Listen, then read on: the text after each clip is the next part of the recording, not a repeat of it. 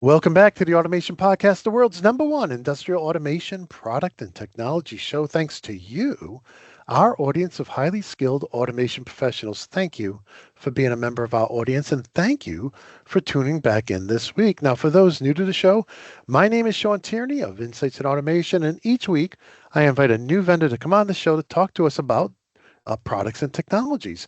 And during their presentation, I play the role of the audience, asking questions I think you might have, as well as I add my own comments and questions based on my experience.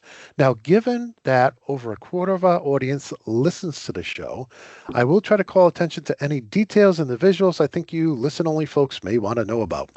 With that said, it is my pleasure to welcome Adam back to the show from Copia, along with Nick, who's making his first time appearance here. These guys got something really exciting to talk about. And so with that, let me just turn it over to you, Adam. In case somebody hasn't watched our previous episodes, could you please introduce yourself to our audience and then pass it over to Nick so he can introduce himself as well? Yeah, absolutely, absolutely. And, thank you again for having us. And I think this is now the third major product launch we've done on your show. So thank you for having us throughout those. And we're really excited to share what we've been building internally. My background is, my name is Adam Gluck. I'm CEO and founder at Copia Automation. We founded Copia, 4 years ago, actually started working around 5 years ago, in order to transform the workflows for controls, industrial engineers, increase efficiency, increase productivity, increase quality, and ultimately reduce downtime and build better production. So we're super excited to share some of our vision here and walk through some of the stuff we've been working on. So I'll hand it over to Nick Buckley, who's a product manager on team. Also, I'll call out one fun data point is he's also one of the very early Copia users. So he used our product in the alpha and has since joined the company and over time worked his way into being a product leader here. So I'll hand over to Nick. Thanks, Adam, and thanks, Shawn, for having us on the podcast today. Like Adam mentioned, I was an early user of Copia back in my previous role as a controls engineer. And now at Copia, I'm a technical product manager, focusing on our source control team and our vendor integrations. I'll give a little bit more background about my history and experience a little bit later on in the podcast, but for now, I'll turn it back over to Adam.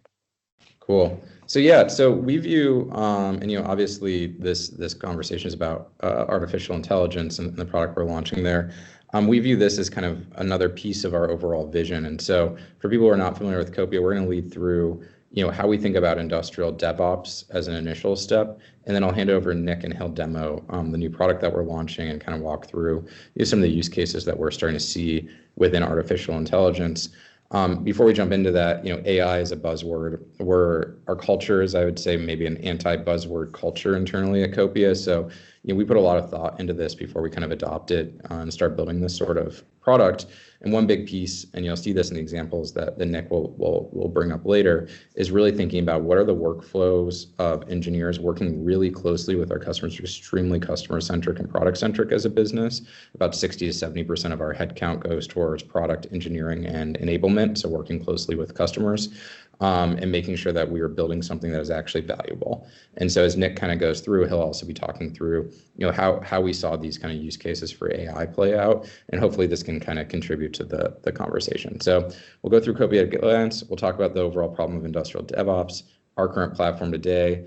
We'll walk through our AI for industrial code and this kind of way in which AI impacts industrial DevOps in the same way that we believe that it's impacted software engineering more generally, and then where we've seen success thus far with Copia. So Copia at a glance, as I mentioned, we were founded in 2020. We started shipping product to users in early 2021. One of those users was Nick, and since 2020, we've raised roughly $30 million of funding from top investors. We've seen consistent growth in adoption, resulting in 2,000 developers from 135 customers globally.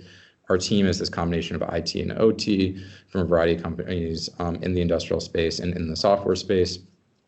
And then, our platform in general, and again, this focus on customer centricity has demonstrated best-in-class stickiness, really high user satisfaction, consistent growth and product engagement. And this is something we also view ourselves as bringing to the market as this, incredible user-centric approach to developing product and building out, a solution that really delivers value to our customers. So the core problem, as we view it, is trillions of dollars of global production and distribution rely on workflows that are broken. And so if you're a controls engineer in your day-to-day life, you're dealing with a variety of different environments that's hard to build a consistent workflow over. So you see proprietary file types, bespoke protocols, really opaque interfaces. Physical file sharing is still, even today, probably the most common way that we see customers share their files. So that is on a CD or a USB or something like that. Marginal testing. So we see that, basically people test in production. One kind of joke that I often tell is we talk to a company that produces industrial scale water slides. And they said that they test by going down the slide, but we see that oftentimes people are not using tools like automate testing, emulators, et cetera, and then overall limited visibility into their production environment.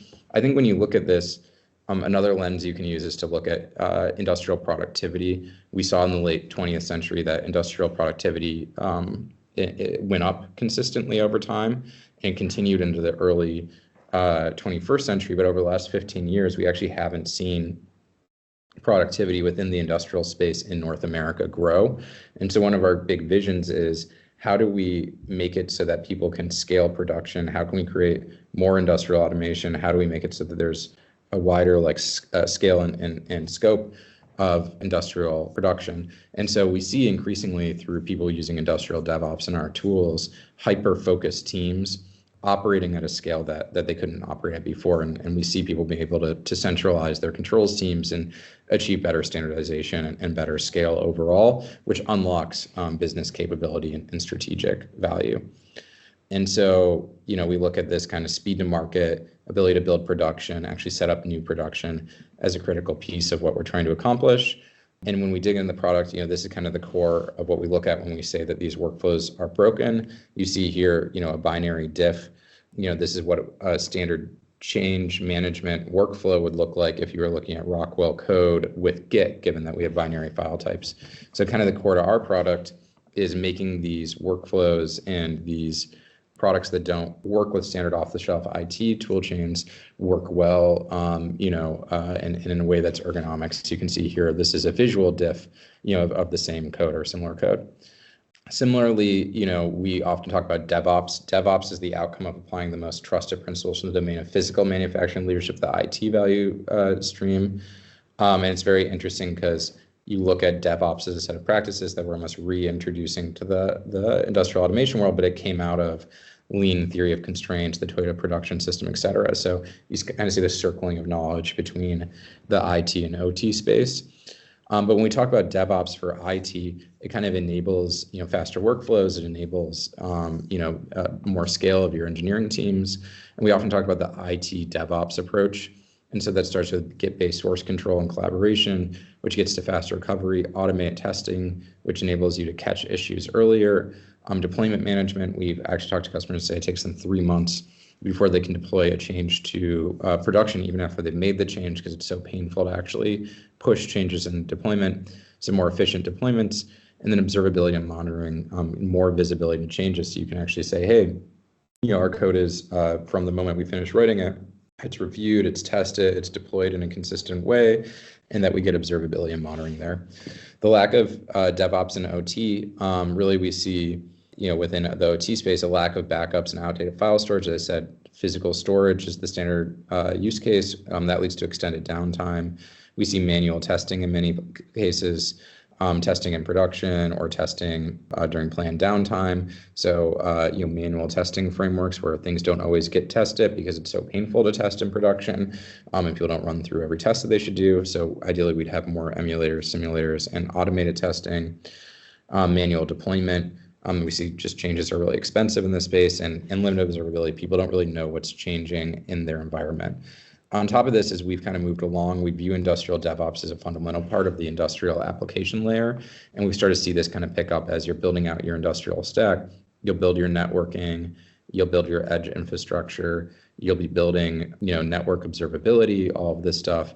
And then you have the industrial layer that sits on top of that, their MES, et cetera. But we view, as people are writing code in these environments, they're going to have to invest in DevOps in order to scale their production environments as we see increasingly automated production. And so and we'll go through this pretty quickly because people should be familiar with this who've seen us before. Our goal is to power the future. And we say Industry X.0 because there's always a new version of it. We're really looking at Git-based source control and collaboration, bringing this automated testing, deployment management, observability monitoring, bring this whole DevOps stack to the industrial space is our vision, making this work across all of those different protocols and tool chains.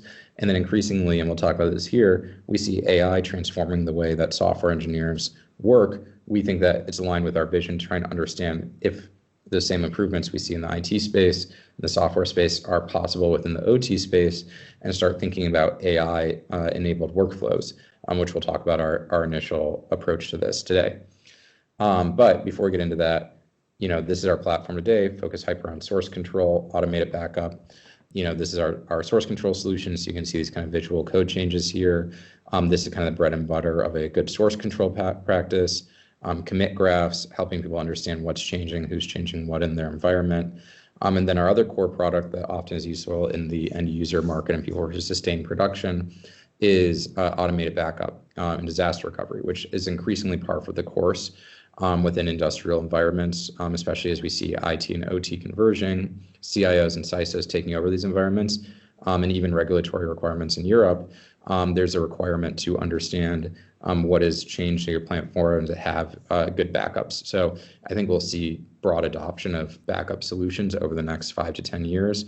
It's just a necessary requirement in most production environments at this point. So if you're not already investing in this, I think it's something that's worth looking into and just getting ahead of as a team. And additionally has the benefit of solving for manual backup processes, which a lot of people do, and letting you start moving on your DevOps mission. So you can see here some of the visual job history and dashboards. Finally, it's worth calling out because people bring it up all the time is security. I mean, we're SOC 2 Type 2 compliant, and we invest heavily in security as a business, given that these environments are have critical information and oftentimes critical IP for our customers. Obviously, we've been through multiple enterprise IT audits and all of that stuff as well. So we dig pretty heavily into this, and I think cloud done right is actually a security win compared to a USB stick sitting at your desk where you're relying on physical security. So that's Copia today. And that's just a little bit of a breakdown of what we're doing in 10 minutes. Anything in there that you think that you have any questions on before we jump into the AI for industrial code piece? No, I think that was especially the visuals, I think, and again, for anybody listening, this is the third or fourth time we've had Copia on. So we've gone through these slides before, but I think the visuals really kind of followed with what you were saying, gave a really good understanding of why Copia exists and what you guys do. And I think that was a great summary and recap. And I'm excited because I've already read the press release. I'm excited to get into part 2 of the show here to talk about what you guys are doing with AI, which I think the audience will be very excited about. So let me turn it back to you. Yeah, absolutely. And just one thing as we jump into this section too is we're not, as a business, we made the decision not to do AI for AI's sake. But since we've seen it have so much impact within software and engineering, a lot of people should say that's the kind of biggest area of impact for AI was code generation, all these tools. We thought it was worth investing in because if it's transformative in that space, it's potentially transformative in the OT space. And that's what kind of kicked this off and got us saying that this might be something that's really, really valuable. And we think we've built something that will have a big impact on engineers' workflows as a product that we hope people can use every day. So I'll hand it over to Nick to introduce himself and talk a little bit about the product. Yeah, thanks, Adam. Like I mentioned at the top of the podcast, my name is Nick Buckley, technical product manager here at Copia. I've been with the company for almost a few years now, almost 3. And a little bit more about my background. I'm an electrical engineer by education who found myself in the industrial automation and controls industry pretty early on in my career. And so I followed the progression as a controls engineer doing your traditional controls development for a custom machine builder OEM here in Minnesota. Worked my way up to managing the team at that company, which is where I got introduced to Copia because one of my first projects I wanted to take on was fixing our source control problem, or really lack thereof. After that, moved to Copia and started out as a technical solutions engineer within the sales organization, which was a great perspective for me to get to see, be on the other side of the user and talk to people day in and day out about the problems that they face and how they are looking for something like Copia to solve them. And then this year, I moved into the product management role, where I now help kind of drive the vision of the product direction, and have been fortunate enough to work on this exciting new project that we're here to talk to you about today. So we're here to talk about the launch of Copia Copilot, which is our AI for industrial code tool that we should have released by the time this podcast has gone out. So a little bit of background about this. Like Adam mentioned, AI does have a little bit of a buzzword sense, and here at Copia, we're very much against AI for the sake of AI. And so the core thing that we thought about when we started off and set off down this path was focusing our guiding light on, we need to solve problems and pains that our users face today. It needs to be something that people actually need to use, and not just something that's a cool demo. So we've been working with a handful of close customer partners over the course of the past few months in an alpha period, where we've been getting their feedback and having them try it out. And then this next phase is a beta for our cloud customers, to existing customers today, to use the tool in a free to use format for the duration of this. I'll obviously talk more in just a little bit about the capabilities of this, but given that Copia is a vendor neutral platform, we think we've got a unique position, especially related to this AI product, to have a tool that's usable across multiple vendors. Many of our customers at Copia have a variety of them that they're using and developing today. But we started out this project with the focus being first on the Rockwell and Allen Bradley ecosystem. And that's just primarily a function of the resources that we have. And we wanted to build something that was, again, meets the needs of the customers and solve those problems. So we're starting off with Allen Bradley and Rockwell, and hope to expand that in the future. So before we actually see it, I just want to preface one more thing about the capabilities of this tool. So for those of you who are familiar with using LLM tools like ChatGPT, the space of possibilities is pretty broad. There's a lot of things that you can do. So we try to categorize, at least at the outset, 3 categories that we expect people to use this tool in. And those are the following. So the first one is what we call net new code generation. This is kind of in a vacuum, you need to generate a piece of code. Maybe it's an AOI for interfacing with a new piece of equipment, or something of that nature. The next one is code modification, which is similar to the first one, but it's different in the sense that you already have an existing body of work. You already have a program that you want to modify, and you want to make changes and improvements to that. And we'll see some examples of this, but the interesting thing and distinction about code modification that we found from talking to these alpha partners is that it's not enough that the code that is generated is correct, meaning it does what you've asked it to do.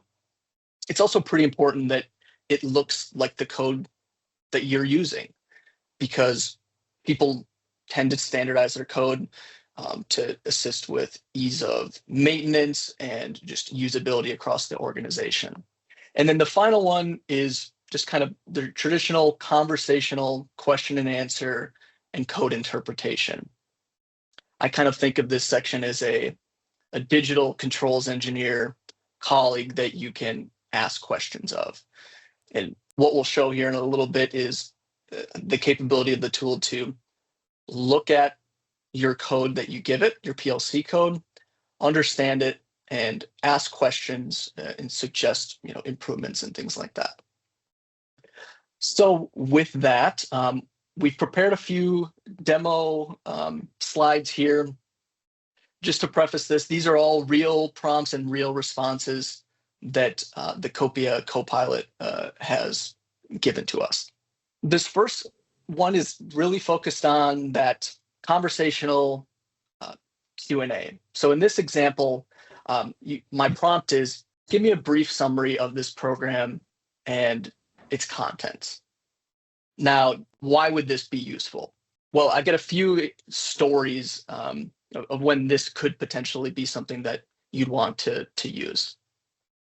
The first one is, maybe you're a technician who's using Copia, and you've been tasked with troubleshooting some code. Maybe you're not familiar at the deep level that the controls engineer who wrote the code is with it. You don't necessarily feel comfortable making a lot of changes. With this tool, you can ask the Copilot, hey, what's going on in this, to help you get kind of a lay of the land really quickly and easily without you going through hundreds of lines of code and rungs of ladder logic. The other kind of example where you could imagine using this is a very common use case is you're a company who has deployed a machine, or it's one of your previous deployments within your own company that needs service or needs an upgrade. Perhaps that original engineer no longer exists at the company or just otherwise unavailable. You, again, want to be able to quickly get up to speed and identify the landscape of this project. So if you go to the next slide, we can see the result of this prompt. So it does what I asked it to. It gave me a brief high-level description of all of them. So it's telling me, this program controls the conveyor system for moving around pies on our production lines. And then it goes through and enumerates all of the different routines that are there. So it tells me that the main routine calls other routines. The alarms routine is responsible for generating a heartbeat signal and monitoring for alarm conditions. So the value of this specific example is that you can very quickly become more familiar and comfortable with a foreign piece of code to you and get some questions answered at a high level. And this is a big use case that we see comes up a lot. Oftentimes people in maintaining production, might not even read ladder logic or might have limited knowledge of that. So this is something that can often be very powerful, especially for people who are maintaining production environments and different people who aren't quite as skilled within automation or maybe have a different skill set, but are still kind of responsible for some controls related stuff. So this is really cool. And the coolest part about this, honestly, has just been that it works so well, right? I think this is one of the ones, Nick, where you were like, this works really well when you initially started testing it here. So. I want to just jump in too. I'm looking at the results here, and some of the things that it's telling me, I would not have guessed. For instance, there's a routine that doesn't have a very descriptive name, but your Copilot has deduced things from what's in that routine to give me kind of a summary of what's in there. And that can be helpful, especially if you have a lot of times the routine names, the program names aren't like user friendly. So by this going through and parsing out what's in there, that could quickly help me if I've not used this program before, maybe quicken my pace and find troubleshooting something, because I could say, okay, what I'm looking for is in that routine there. I would have never guessed the heartbeat would be in that routine. Why is it in that? I don't know, but it is. So now I can just jump in there and go look at it. Let me turn it back to you, Nick. Yeah, that's a great observation, Shawn. At Copia, we've gotten pretty good at understanding these projects and having a close understanding of the structure. And with things like tag comments and rung comments and just naming of tags, these AI systems, these LLMs, are surprisingly good at piecing together all of that context and being able to tell a story. And the interesting thing and the surprising thing that we found is that even with projects that are pretty sparse when it comes to that additional context, like comments, it still does a pretty good job at being able to figure out and give a best guess at what's going on. Of course, you had to train it, you had to teach it. This is this, that is that. That's something you guys did uniquely with the AI and the model you built for it, that, if I went up to ChatGPT, it would have no clue what this program was. Am I correct in saying that? In a sense. So in the true sense of training for LLM models, we are not truly training. So when you think of LLM foundational models, like I'm just going to use ChatGPT a lot because I think that's the most one popular. everybody knows. Yep. Exactly. True training involves massive data sets, GPUs, and training over the course of months. So what we're actually doing with Copia, and not to go too low level here, but we're using one of those foundational models that's been trained on a wide variety of data. And then we are giving it the tools and the additional context that it needs to know how to interpret and understand really what's kind of the mess of information that's in these files. And with that, it really kind of supercharges it and allows us to give a much better result within the context of the files that our customers are working on. Yep. And then one subtle thing to call out here, we might have a slide on it later, is if you notice on the left, this selection window, this is integrated into our source control products or device links. So if you're backing up solutions or you have code in Copia, you can open up a repo and just ask it to summarize that repo for you. So that's another kind of powerful or a subset of the repo, because you see here it's the conveyor station that we're looking at. But I did want to just call out that piece as well, that there's that nice integration there. So yeah, for those Studio 5000 users, it looks like the controller organizer on the left-hand side of the screen. If you're listening and not watching, we get the summary in the middle, but on the left it looks like the controller organizer, but it's inside of the Copia software. Yeah. So it should be intuitive to navigate there. So it really gives people the opportunity to kind of navigate their own project files but then ask for this kind of natural language summary and then continue to iterate on that. So we'll actually be able to see that project navigation in the next example. So let's go there. So this next one, this was actually prompted from some customer discussions that we've had with this alpha group. They asked, could it convert ladder logic to structured text or vice versa? And before we see what it does, I kind of want to give it some examples of why you might want to do that. So from my experience myself as a controls engineer, we've had customer projects that where the end user has a standard language. Maybe they only allow ladder logic because that's what their maintenance personnel are comfortable using. But our library is primarily structured text. You may just have kind of a company initiative to transition one way or the other. And sometimes one language versus the other is just easier to read as far as the flow of the code and troubleshooting. So to do this translation manually is doable. It takes a long time to do. It's quite tedious and it's error prone. It's not immediately obvious how to go from one to the other. And so what we'll see in this next slide in this video is an example of me asking the Copia Copilot to do this translation and the result of that. So first, we're showing an existing piece of ladder logic code within the Copia renderer. This is the Studio 5000 project. And this is the one that I want to convert to a structured text routine. And then now what we're looking at is the Copilot interface. And what we just saw, what Adam had alluded to in the last example, was since we're integrated into Copia, our users have these projects already stored within repositories today. And so instead of needing to find the file or export that routine and then upload it to the Copilot, we allow you to pick that directly from the same window, select it, and that's essentially the same as attaching it. And these types of small, subtle areas where we really focused on reducing friction are a very key point of the work that we've been doing in reducing that and making this a tool that's actually something that people feel happy and happy to use. So I've asked it to convert it. And what we see now is the Copilot is giving us first of all, it's going to give us a description about what it did. So it says, I've converted this from ladder logic to structured text. And then what we can see is a well-formatted structured text representation of that original sequence routine. And the neat thing is that the original comments, run comments are still retained. So it's not like it blew away those.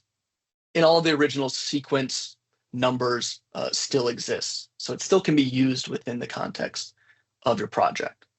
Yeah, I remember this is one when you first got it working, you were like, this is very cool. I remember you were pretty shocked that it was able to do this at this level of quality. So Yeah, and you can imagine if you were tasked with converting an entire library from one to the other, that could be a weeks long endeavor.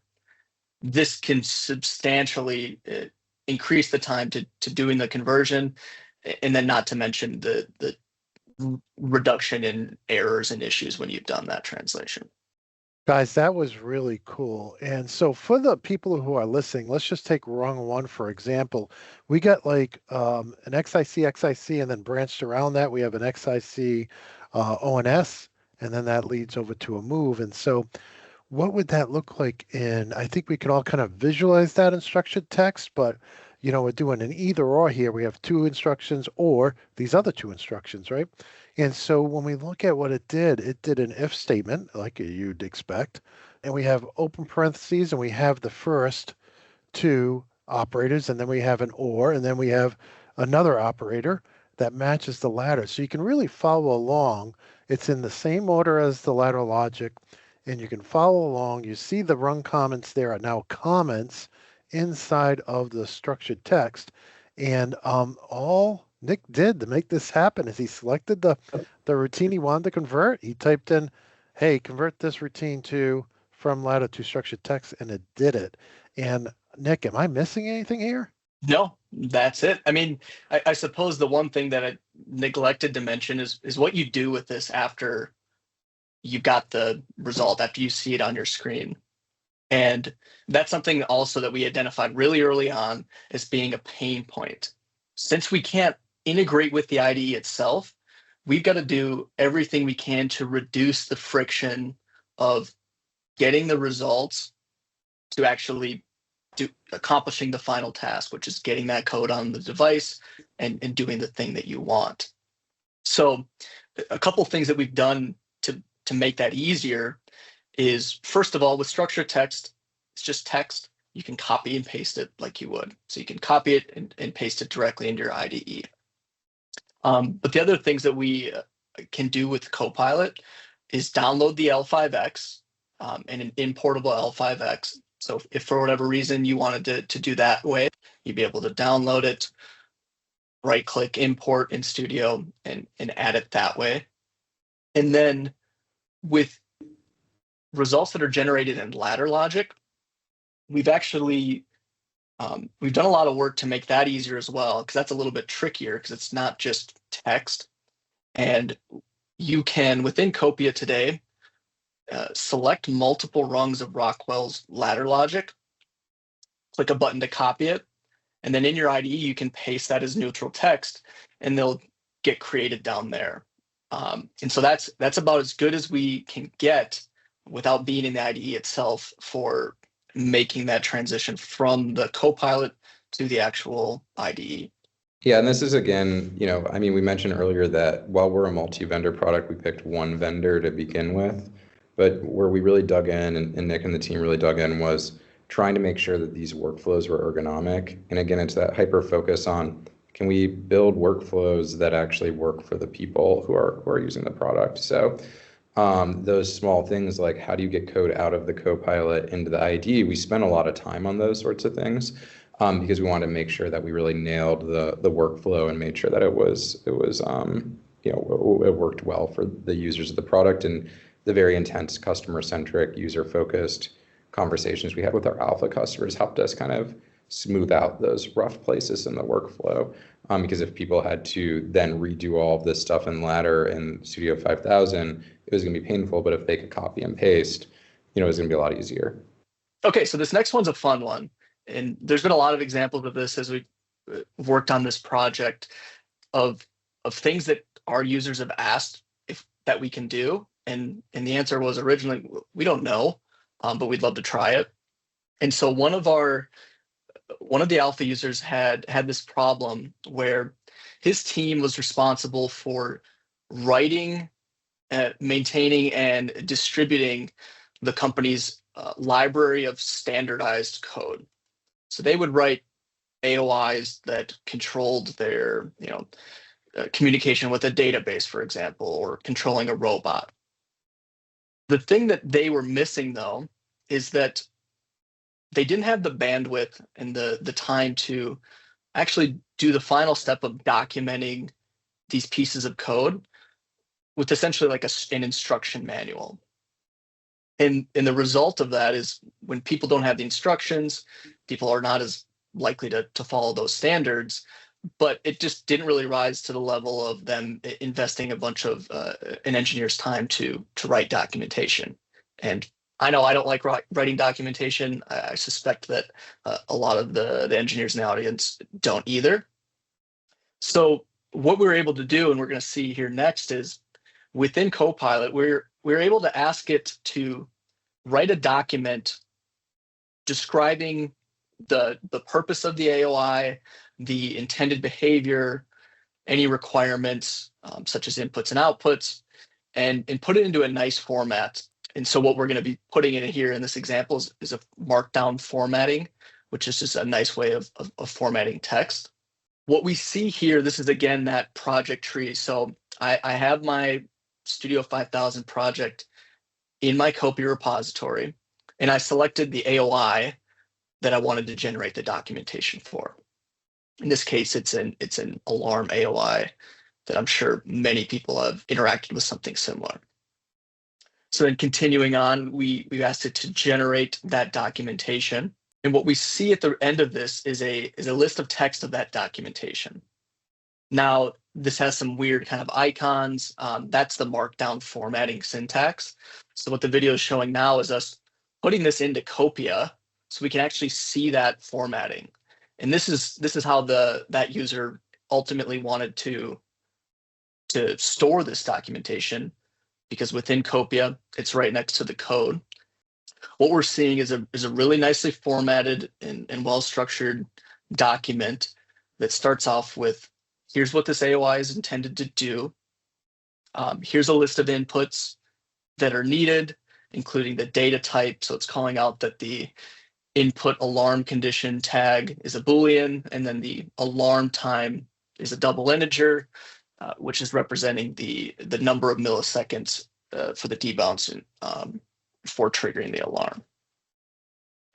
And it even gives us later down the line an example usage of that AOI in structured text.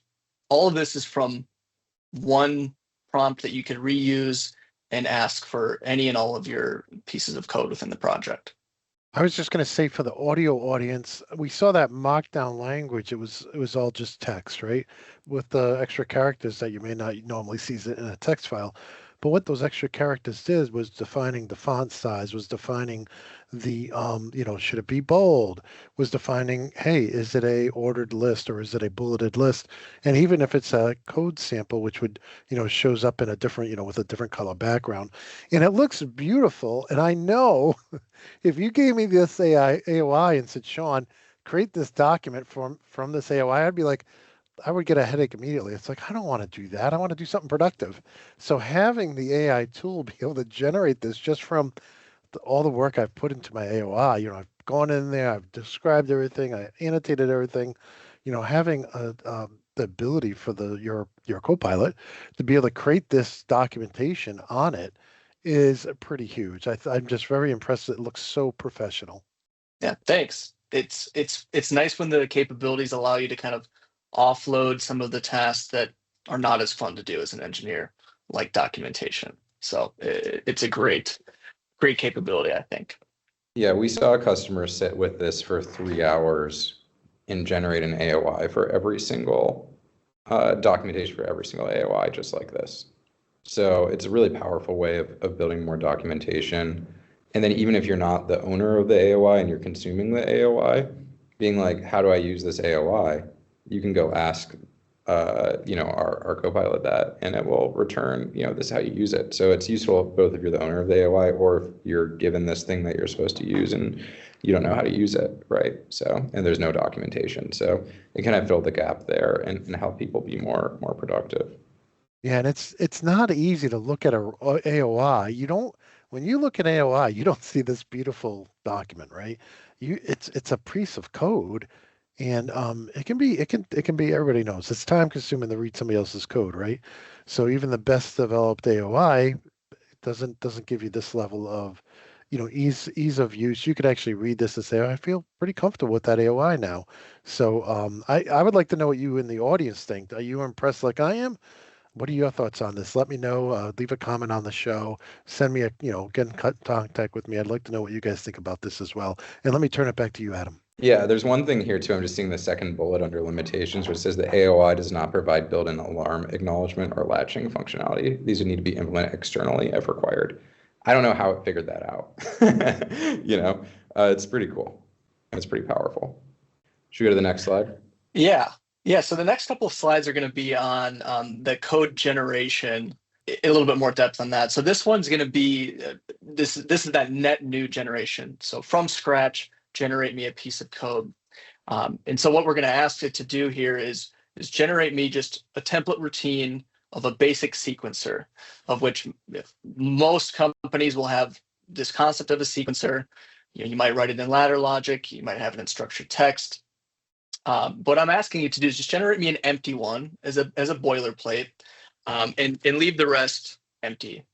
And I'm specifying that this sequence should start on a specific input tag, and then it should also restart automatically when it finishes all the steps. An additional kind of wrench to throw in there, I asked it to stop immediately if there's any alarms or faults, and then I told it to only use native Studio 5000 instructions, so it doesn't try to add any AOIs or custom instructions. And this type of thing, I see being as a very helpful capability for especially new engineers.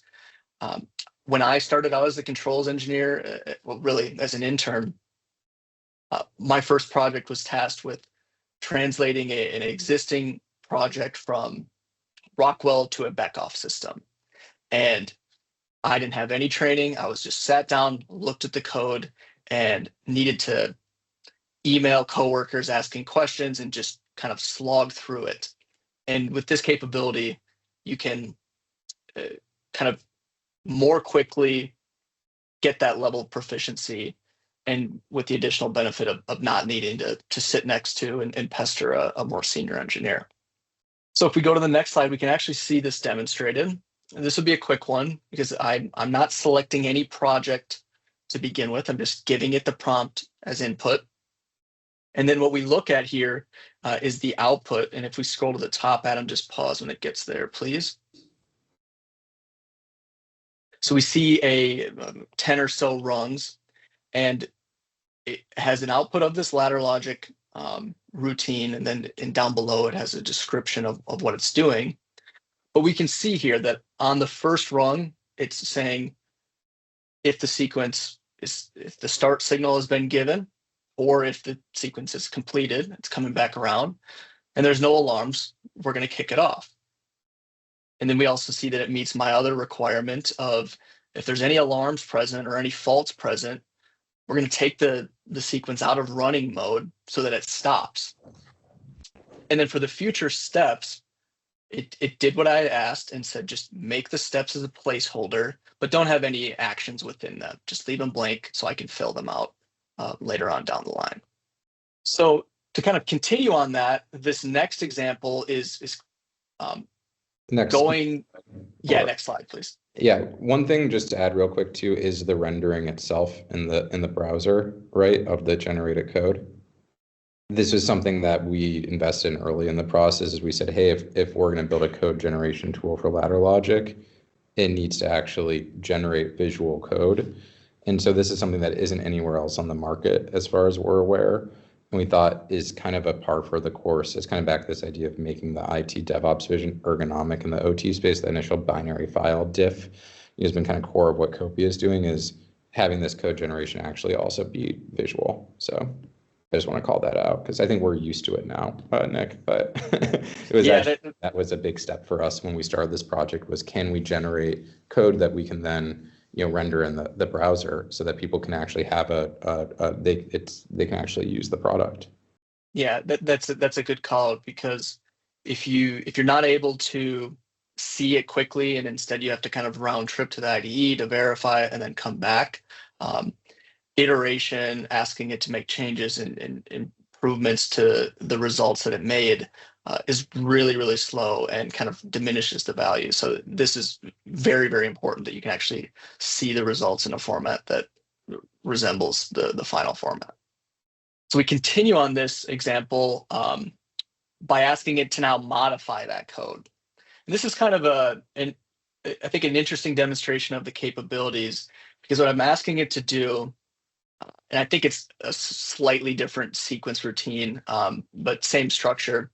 I ask it to add an additional step, somewhere between step 200 and 300. And I give it a little bit more information and say that step should not continue unless the station alarmed bit is not true. So on the next slide, what we can see is the code of that routine before the change. If you go to the next slide, please, Adam. So it might be a little hard to see, but on rung 4, we see sequence step 200, and on 5, we see 300. And based on my instructions, I want an additional one in between those two steps. And go to the next one, please. So then highlighted in red now is that newly added rung. And you'll notice that it picked the sequence step of 250, so kind of split the difference there. And it did actually check that the stationed alarm bit is not true before continuing. And worth pointing out too is I didn't ask it to add a comment to that rung, but it actually did say there's a comment on the rung that says check if the station is not alarmed before proceeding. It kind of has the ability to make those additions and insertions, especially related to code commenting, when appropriate, and in this case, it certainly was.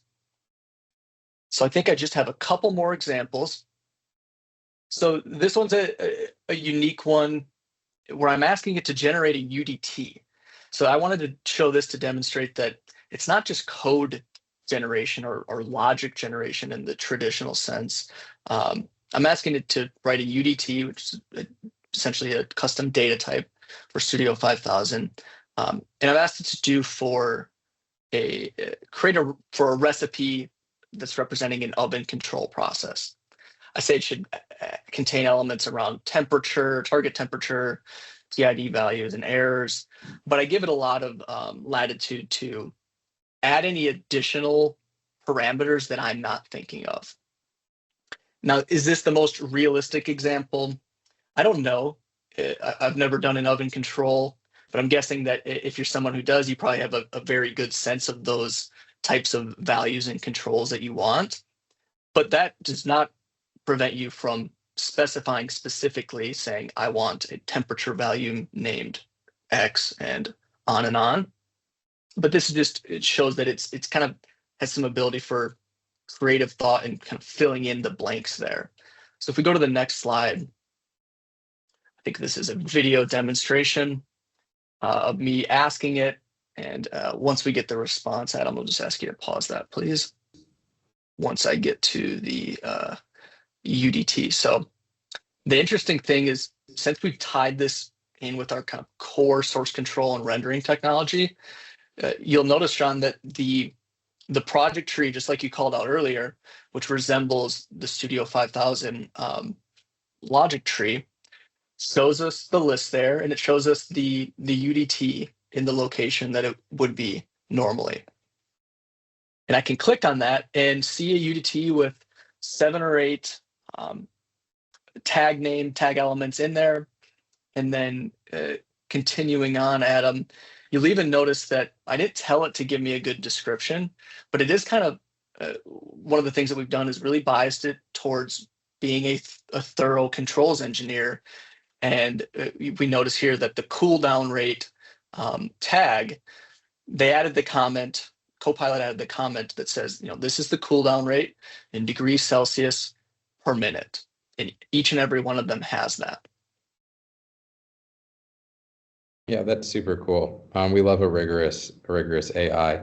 That's super exciting. And this final example is a real life example from my previous experience as a controls engineer. It's a net new generation where my company had a standard piece of code for controlling those tower lights that you'll often see on top of machines with the green, yellow, and red lights. But our end customer had a different behavior of those lights, where they wanted the red light should flash, with a 50% duty cycle when the machine is experiencing an alarm. And the yellow light should be on when the machine is not actively running. So what I do in this prompt is specify the behavior. And had I had Copilot back then, I probably could have just copy and pasted the requirements that they had listed down in their requirements document and asked it to implement this. But I go ahead and ask the Copilot to generate this AOI. And what we're going to see on the next slide is, I believe, a video demonstrating that. So I give it a long, maybe not long, but I give it a good, thorough explanation of what I want. And the result of that is a simple piece of code that represents the routine that's doing controlling those lights and the behavior of them, just as I had described. I don't know if you maybe can go there and pause that, Adam, so we can just take a look. Yep.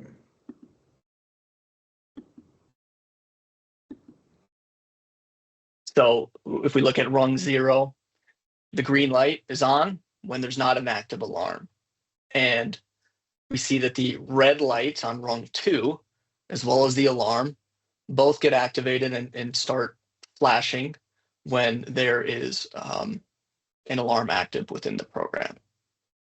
So this has saved me some amount of time, maybe 10 minutes to write this up and change it.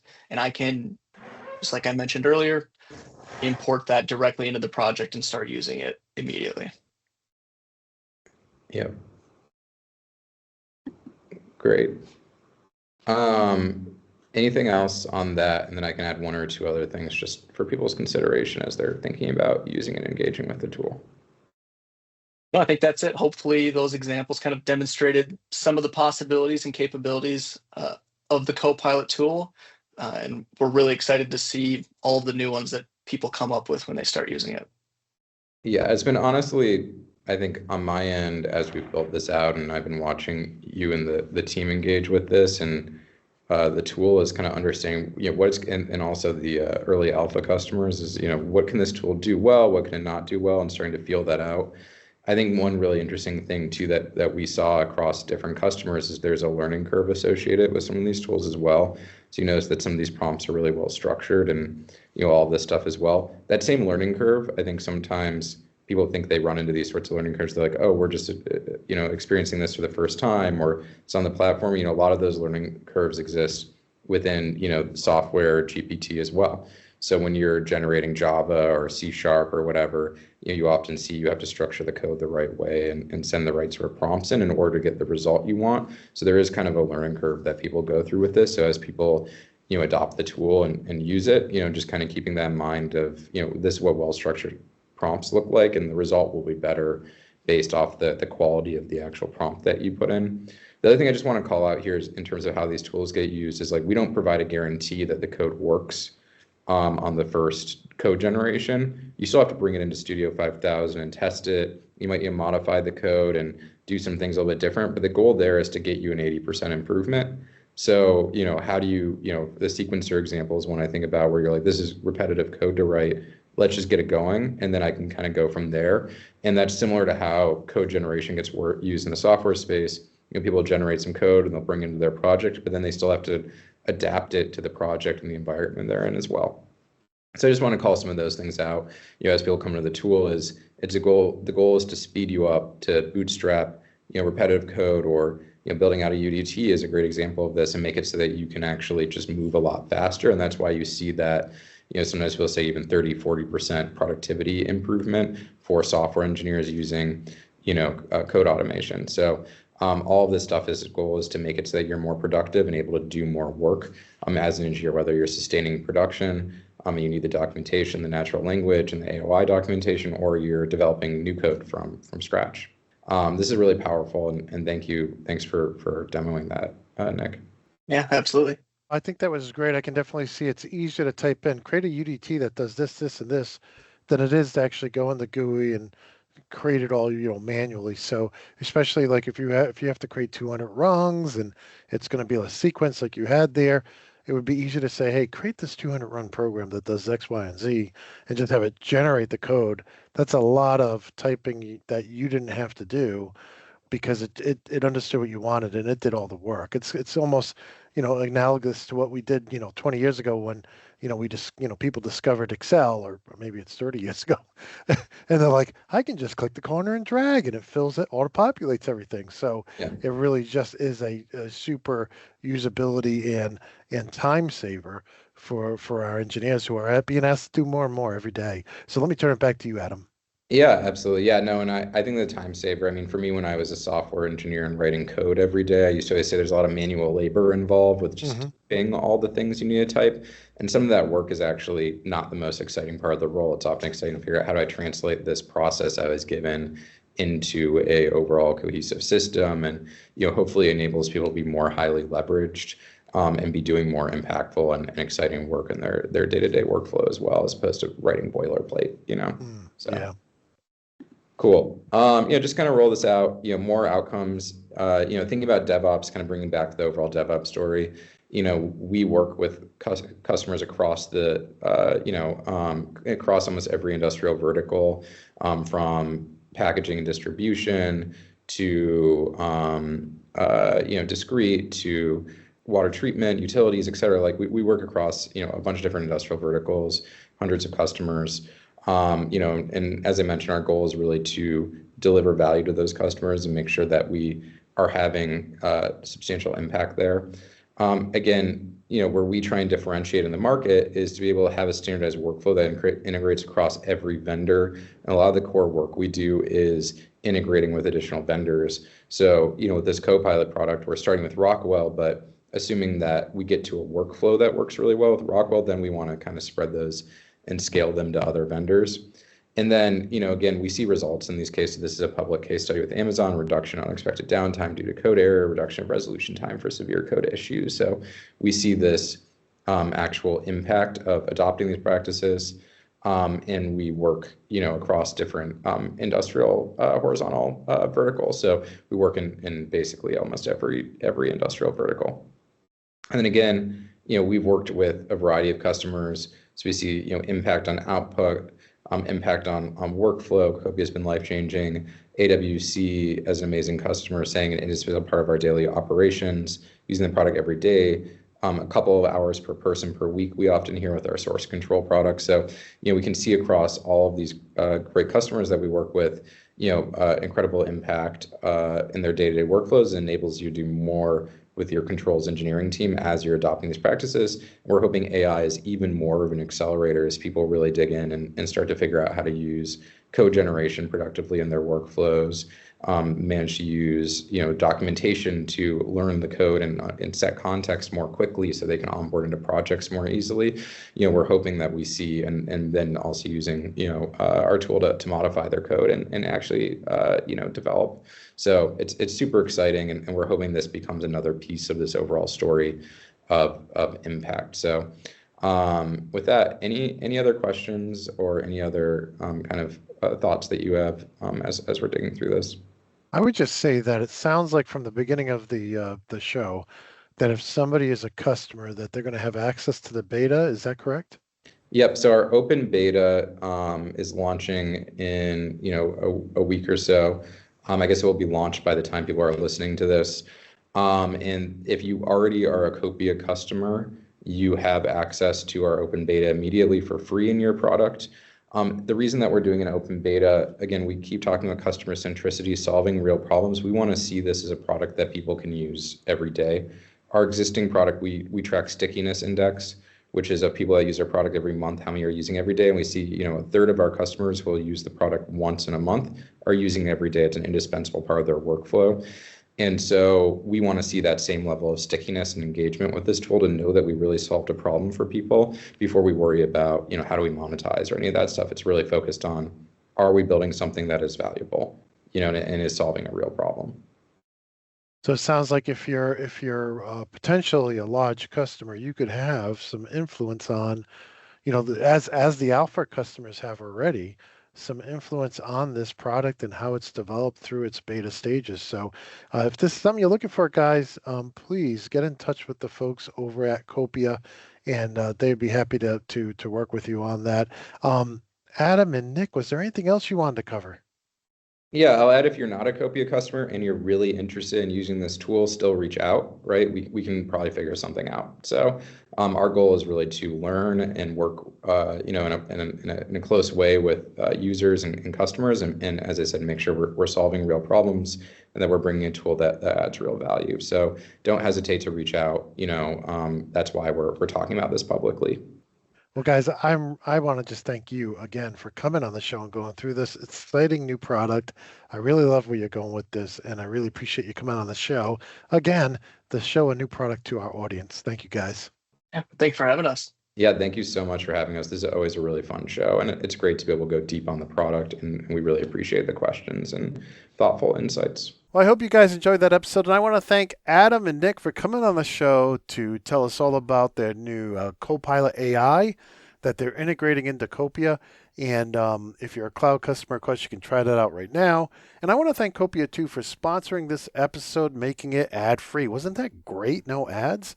You guys know I love it when they're ad-free because not only do you guys don't have to listen to ads, it kind of pays for our person to edit them. Otherwise, it's really a complete loss. So thank you to them. And I want to thank our members who help keep our shows going. Really appreciate you guys. And I'll just thank all of you listeners. If you did enjoy this episode, please give us a like, a sub, and a share. And if you're on the audio platforms, please consider giving us a 5-star review because that really helps us grow the audience. And you guys heard this before. Helps us find new vendors to come on the show. And I'm still running into vendors who've never heard of the Automation Podcast. So I really appreciate you guys spreading the word. And with that, we are on our reduced holiday hours, just trying to get through all the commitments. I'm just one guy, so I've got to complete all the commitments I have for 2024 to all my great vendors and customers. And so I'm working on those, and we do have more shows like this coming. We have more podcasts already recorded, so we're not going to leave you blind. I got another great show coming out tomorrow. It's an episode of The Automation Show where I show you how to convert Slick 500 programs to the brand new tool. Probably a tool you guys have never seen before. So check that out. That is a video over at the Automation blog and on YouTube. And with that, I just want to wish you guys all an awesome week. I want to wish you good health and happiness. And until next time, my friends, peace.